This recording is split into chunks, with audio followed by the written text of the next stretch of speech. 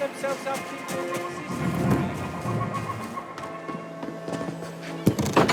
There. Place. Different. He lives behind for me. Help me look around.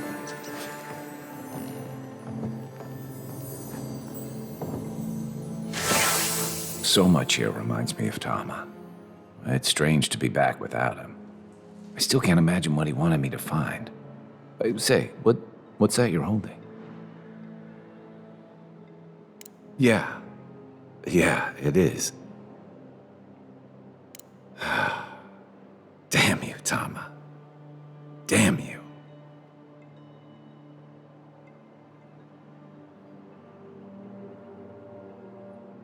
I carved this for him years ago. I had no idea he kept it, let alone.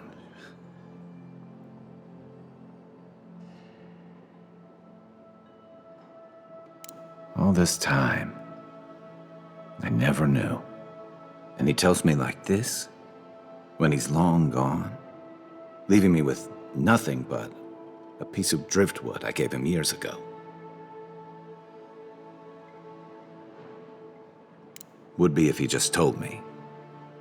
I never gave him any reason to be coy. And we knew each other for years.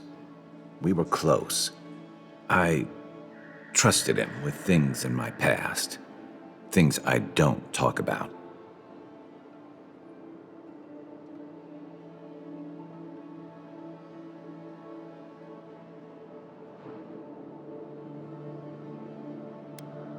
Did I tell him? I was a mess when we met. I'd been through the battles in Deadfire and a handful of mercenary campaigns since. I was a chewed-up piece of flotsam drifting to the living lands.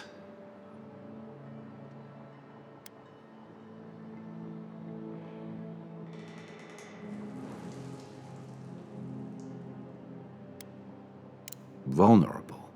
Huh. That's not the word for it. Tom always saw right through me. He knew what I was. A coward.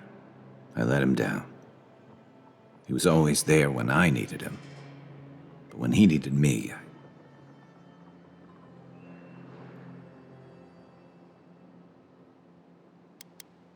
I can't ask him now, can I?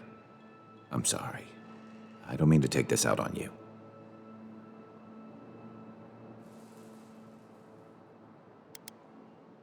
You wouldn't say that if you knew. Never mind.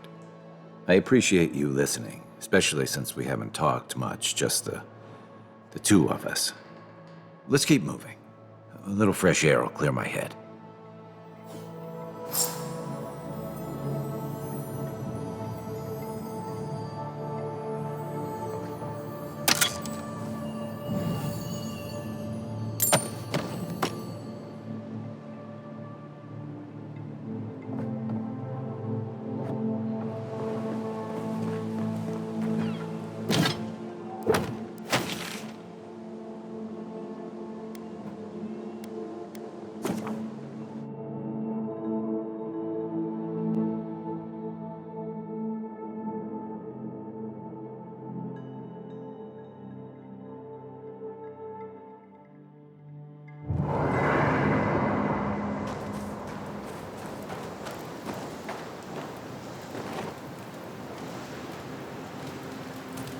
You know, I've heard dueling is popular in the Valian republics.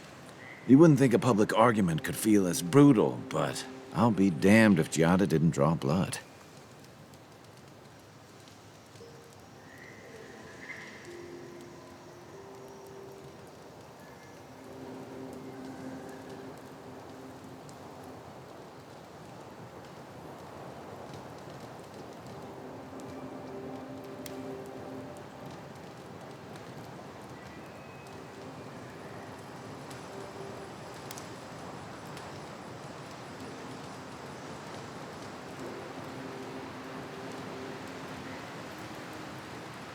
No doubt. That's why I admire the resolve. Living Landers can be contrarian and combative. That's what sends a lot of us here in the first place. But it's still hard to swim against the tide with your own people, especially when it means getting them to face a hard truth.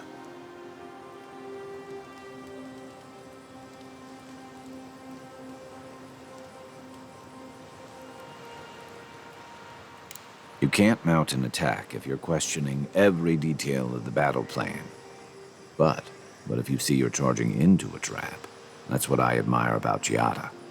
She knows who she is and what she believes. She's got more clarity and conviction than I had at her age. She has more clarity than you have now. Hey, I am a willing victim of my own delusions.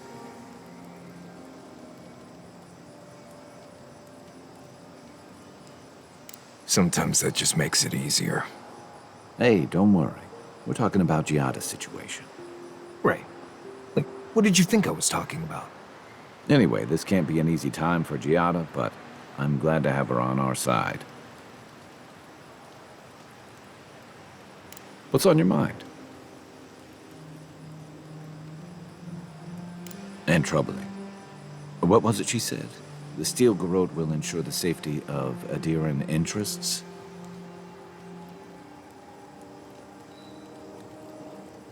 They aren't going to make you any friends, that's for sure. Stay sharp. A storm's brewing. And better if we can find it before it finds us.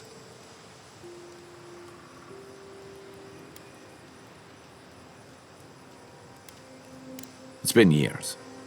It was always green and overgrown, but I don't remember it being quite this.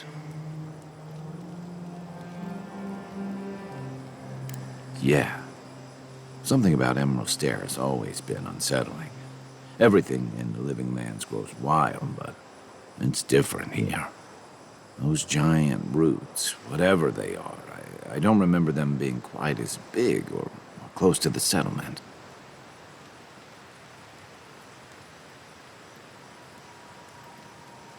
Well, there's a thought to keep me up at night. Oh, the Living Lands definitely hates us. That's why people like me even get work. I don't like reading that much into things.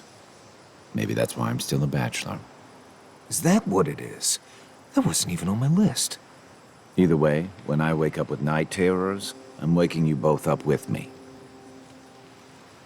Not a whole lot, and I've been happy keeping it that way. Playing around with essence, poking at souls, trying to move them out of and into places they shouldn't be, it makes me queasy. Though, if we're going to understand the Dream Scourge and your godlike lineage, I suppose we'll have to get comfortable with it. Still, I'm happy to leave those pursuits to other people. Exactly. Other people. People who are a safe distance away.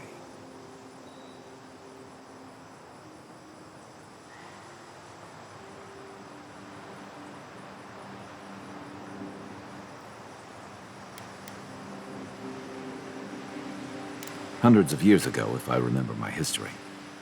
I can see why your people outlawed it.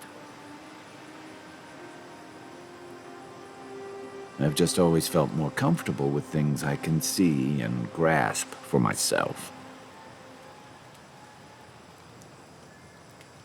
Don't get me wrong, most animancers are nice enough people.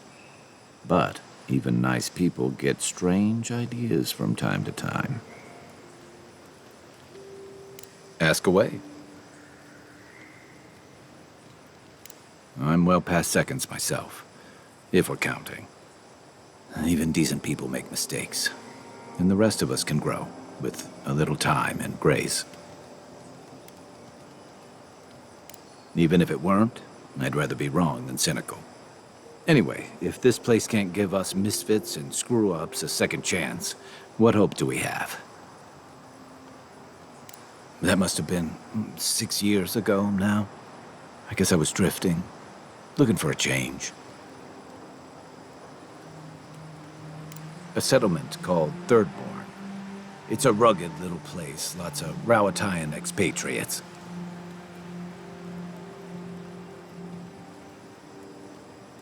It really was. Anyway, we were talking about something else, yeah? I joined up with the Rowatayan Navy as soon as I was old enough. I was part of our campaign to establish a foothold in the Deadfire Archipelago. Starting out, it was exciting, purposeful. I believed in our mission.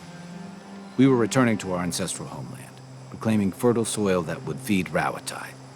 Additionally, we were helping Deadfire, bringing organization to the pirate-ridden archipelago and civilization to our distant Wana cousins. To Aedyr bringing order and civilization to our lawless frontier? Then I hope you learn from my mistakes faster than I did. The Huana didn't want us there. We spent almost as much time fighting the tribes as we did pirates and Wilder. And it was hard to see how any of our fighting and dying was feeding people back home. I'd always heard that war was supposed to temper us, strengthen us, but I didn't see that either.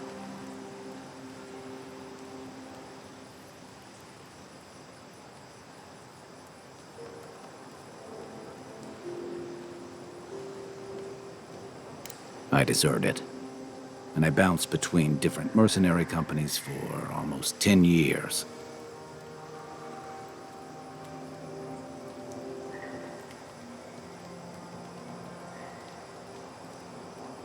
Hey, not all of us catch on so quick. Besides, there were only so many options for a Rowatayan deserter with no training and anything else. As a mercenary, I figured I could at least choose my battles and my crew. Yeah, it just took me a little longer to figure that out. Being part of a squad kept me going. For a while, anyway. By the time I came to the Living Lands, I'd seen enough. Had enough. I did. Yeah. For a while. Look, if I can give you some hard-won advice, stay on your toes. You're in a difficult position. Whatever your role asks of you, make sure it's something you're willing to give. Because you're the one who has to live with the consequences. Hey, advice is easy. The hard part's all you. By the way, now that we've gotten to know each other, let me know if you want to train together. I've been watching your form, and I think we could learn from one another.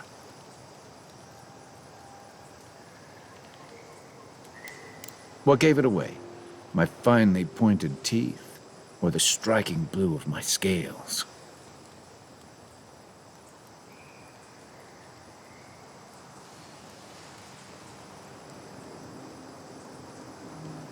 Fair enough. My people are known to roam.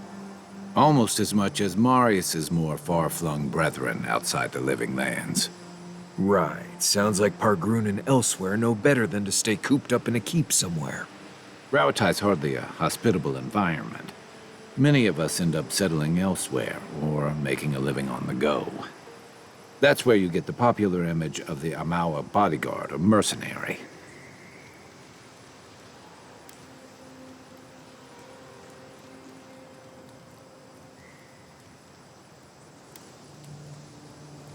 Then you must have come during our sunny season.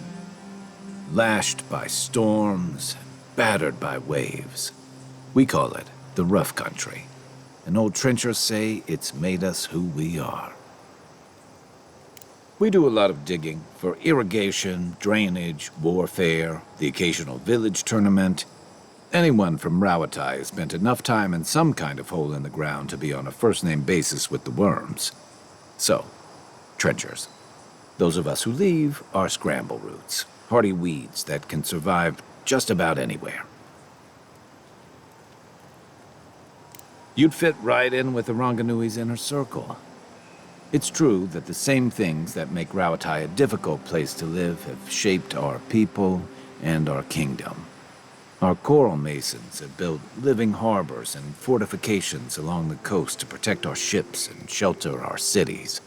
For all our shortage of fertile soil, Rauatai's land is abundant in saltpeter, copper, iron, most of the other materials you need to outfit your military with weapons and cannons. We value struggling and striving together. It helped us survive and build one of the most powerful navies in Eora.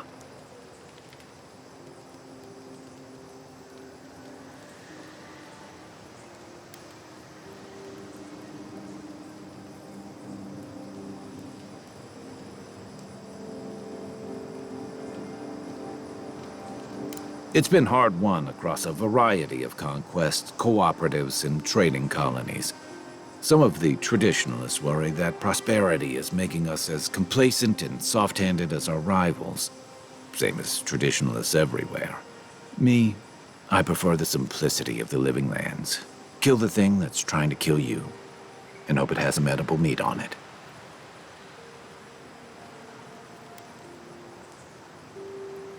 You're asking me? I'm not much of a gossip. Okay, who do you want to know about? Long enough that he's got a good roster of stories about my blunders in the wilds, which he'll remind us of constantly. He's got a soft heart under that gruff exterior.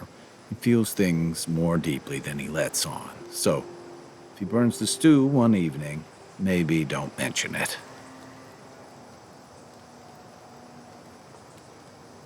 That's just how he shows affection. He's deeply loyal to people once he gets to know them, and he likes companionship more than he lets on. He just has a funny way of showing it. I think he left Galawain's tusks suddenly, and under unfortunate circumstances. He's never spoken directly about it, but that's what I've put together, and it explains a lot. Losing home, losing the people who gave you a sense of yourself, it leaves a mark. But don't tell him I told you that. Seriously. Give him time, and don't rush the process. Think of him like a skittish little cub. He just needs to get used to you, but he'll come around once he does. Definitely don't tell him I said that. Okay. But only if you let me turn that question around once I've answered you. I think you've been trusted with a nearly impossible task. When we first met, I thought that was because you made some powerful enemies back home. But as I've gotten to know you, I think that if anyone can stop the Dream Scourge, it's you. At the end of the day, I'm proud to fight alongside you. And there you have it. Your turn now.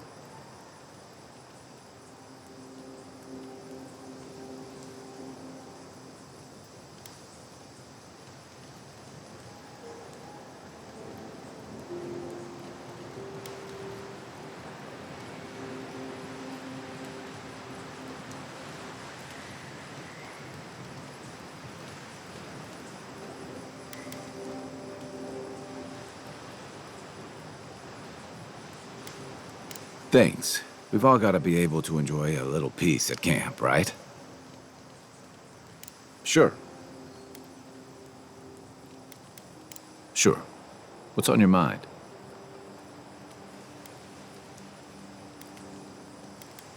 Yeah. I've watched your form as I've gotten to know you, and it's excellent. You're smaller than I am, but I picked up a few tricks from seeing the way you move on the battlefield. I'm happy to return the favor if there's anything I can teach you.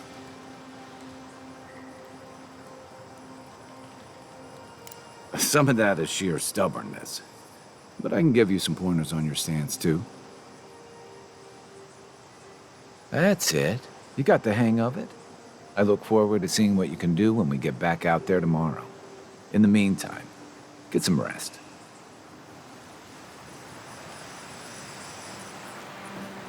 Way?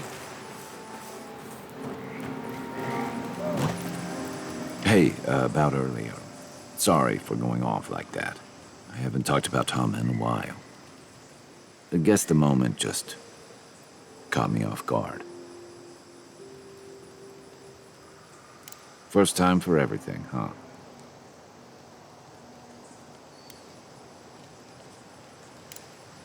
I'll be here if you need me. Anyway, what Orlin girl? You remember. The one in the camp in Shadow Peaks? With the thing on her head?